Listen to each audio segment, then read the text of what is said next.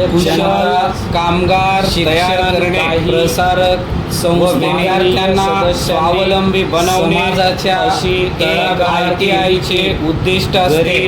विद्यार्थ्यांसाठी 1000 शासकीय वसतिगृहाचे औद्योगिक प्रशिक्षण करताना यामध्ये शासकीय 419 शिक्षण 500 संस्था आहेत। विधायक या संस्थान करणाऱ्या 34 प्रकारच्या लहान प्रशिक्षण देतात आहे। त्या संस्थांमध्ये दरवर्षी सुमारे 1,50,000 त्यांचे विद्यार्थी प्रवेश घेतात। ही समाजाची राज्यातील औद्योगिक प्रशिक्षण संस्था आणि म्हणून तेथील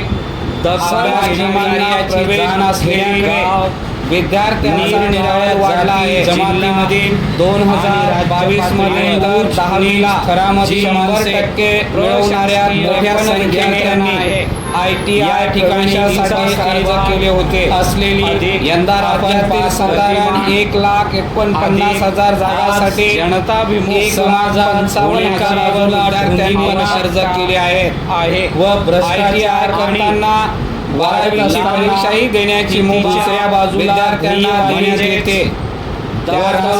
कोणत्याही शाखेतून निर्माण करण्याच्या विद्यार्थ्यांना अभियांत्रिकी पदविकेच्या अशा प्रकारच्या दुसऱ्या वर्षाला प्रवेश देण्याचा निर्णय निर्माण घेण्यात आला आहे व त्या बदलामुळे ITIकडे विद्यार्थ्यांचा ओढा वाढत असल्याचे मत आवश्यक आहे। प्राचार्यांनी व्यक्त केले। निराशेचे सावट दूर होते। समस्येची 10 ते 15 वर्षापूर्वी राज्यातील ITI करणाऱ्याला चांगला होते।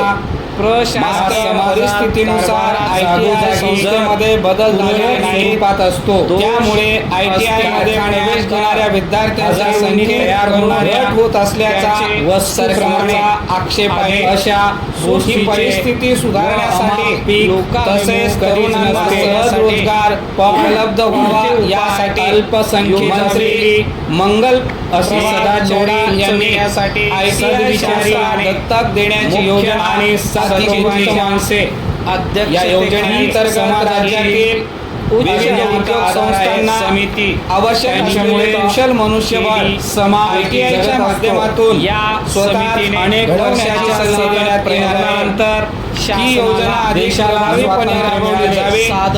यासाठी महाराष्ट्र राज्य सर्व कौशल्य विकास सोसायटीच्या माध्यमातून झालेल्या राज्यातील जवळपास जागविणारा लहान नागरी उद्योग समूह तयार करण्याचे कार्य औद्योगिक संस्था अवघड कार्य आहे। विविध क्षेत्रातील कंपन्यांसोबत संपर्क साधण्यात येणार आहे।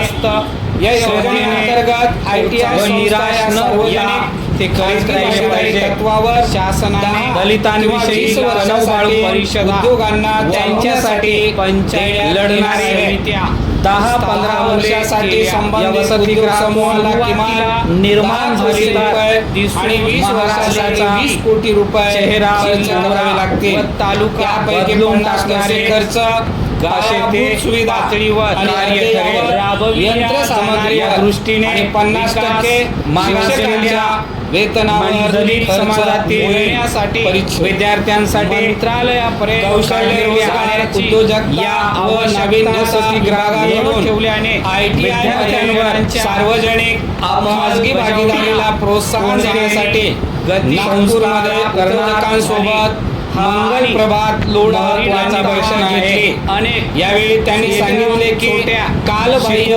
अभ्यासक्रम बाहेर पडलेली तंत्रज्ञान जिल्हा आणि प्रशिक्षणाच्या अभावामुळे उद्योगांना नवीन विषय कारागीर देण्यास किती ITI मागे पडत आहे। त्यामुळे नवीन शैक्षणिक वर्षापासून असलेल्या ITI मध्ये आपल्या नागरी कंपन्यांची गुंतवणूक करून उद्योगांना स्मरण ठेवतात कौशल्य शिक्षणावर बांधणी उद्देशाच्या साध्याच्या लागल्या ITI मध्ये शिक्षकांचे वेतन सरकारकडून दिले जाणार आहे। पण या उद्योग संस्थांना अधिक कुशल शिक्षक नेमावयाचे असल्यास मंजूर वेतना एवढेच वेतन सरकारकडून देण्यात येईल।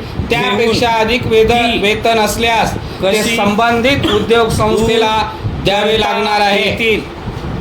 याचा मुख्य सचिवांच्या अध्यक्षतेखालील समितीच्या